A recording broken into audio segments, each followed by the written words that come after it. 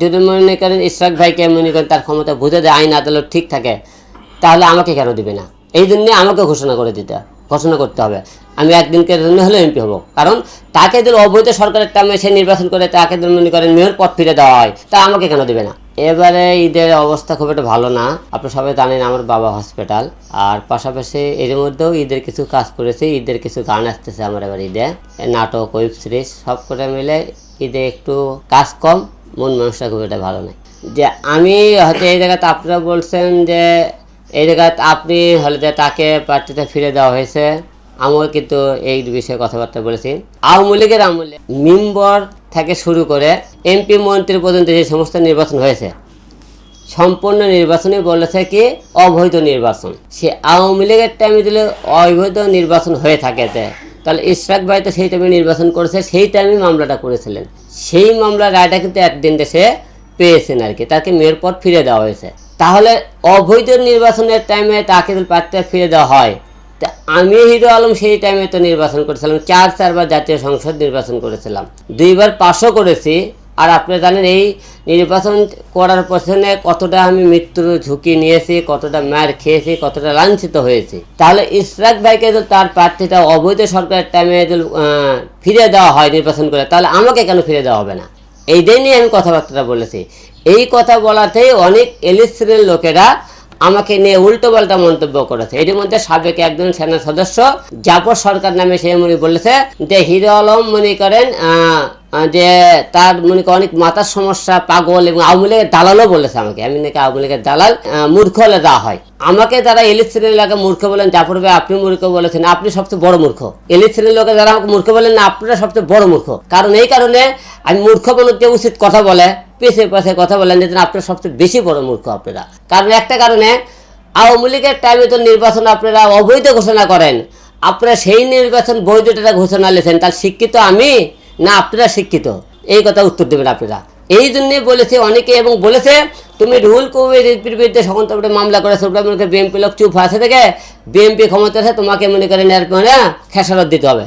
তাহলে এই যে তারা আমাকে এখনই যে মনে করেন আক্রোশমূল্য কথাবার্তা বলছে, তাদের ভিতরে আক্রোশ যাইতেছে না, তাহলে ক্ষমতা আসলে তারা কি করবে আমি জানি না। আমি বলেছিলাম এই দেশের একদিনকে জন্য হলেও হিরো আলমকে এমপিত্ব দিতে হবে, কারণ আমি দেশের জনগণকে বুঝে দিতে চাই আমি হিরো আলম যখন ভোট করেছিলাম, হিরো আলম রিয়েলি পাস করেছিল, এটা প্রমাণ চাই আমি। রুহুল কবির রিজভির বিরুদ্ধে মামলা হয় 5 আগস্টের পরে, কিন্তু বগুড়াতে কিন্তু বিএনপি লোকেরা আমাকে মারধর করেছিল, আপনারা জানেন। কি লেগেছিল তো রুহুল কবির বিরুদ্ধে মামলা করেছে, রুহুল কবির রিজভির বিরুদ্ধে মামলা করেছিস, এবং তুই হলে যে কি করছে তারেকদের বিরুদ্ধে কথাবার্তা বলেছিস, খালেদা দেবীর কথাবার্তা বলে বলছে, এই সমস্ত করে মারধর করলো। এবং গতকাল মনে করেন আবার একজন সাবেক সেনা সদস্য সে বলতেছে তুই মামলাকে তুই মুখে বিএনপি তুই পাশে থাকে, এবং অনেকেই আমাকে বলতেছে তুই হলে ইচ্ছাকে সাথে তোর তুলনা করিস কে রে? এই জায়গায় তুলনা কি? আওয়ামী লীগের সেই টাইমে একটা রিস্কাওয়ালা তো ভোট করে থাকে, তারও সমান অধিকার ছিল, এমপি মন্ত্রী ভোট করলে তারও সমান অধিকার।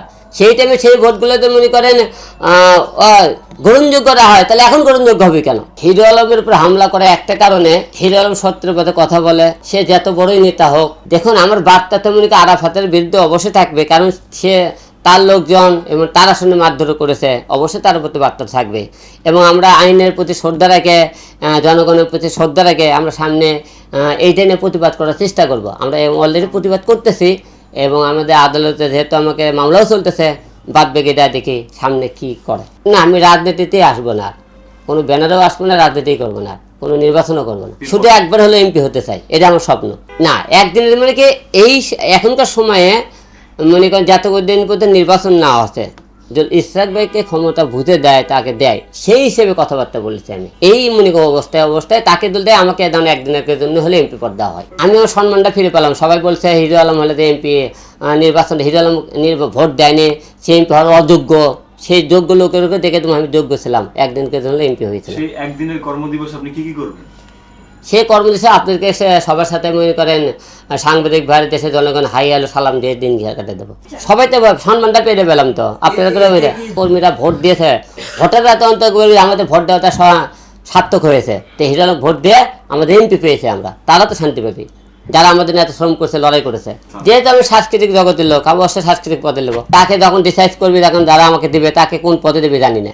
মানে আপনি এখন সে তো মনে করেন সংগ্রাম করেনি, সে তো লড়াই করেনি, সে তো মনে করেন কলা হলে তো মনে করেন কী কর্ম মনে করেন হাতটা ধোয়াও লাগেনি যা খেলে খাইতেছে আর কি বুঝলেন না?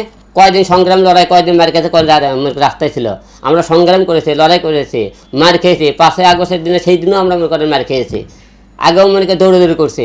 কয়দিন ছিল তারা মাঠে, 2-1 দিন তারা উল্টো মনে করে লেখে, একবার মনে করেন তারা লেখছে একবার লেখে। অনেকে মনে করেন মানুষের মনে করেন রাজপথের মনে করেন রক্ত থামানো যায় না, রাজপথে রক্ত থামাতে রাজপথে নামতে হয়। যখন আওয়ামী লীগ সময় আমলে তখন মারামারি হয়, তখন অত্যাচার করে, সবাই মানে ঘরের মধ্যে ঘুম পাচ্ছে, আমরা তখন বুক খুলে কথাবার্তা বলেছি, রাজপথে ছিলাম সেই টাইমে।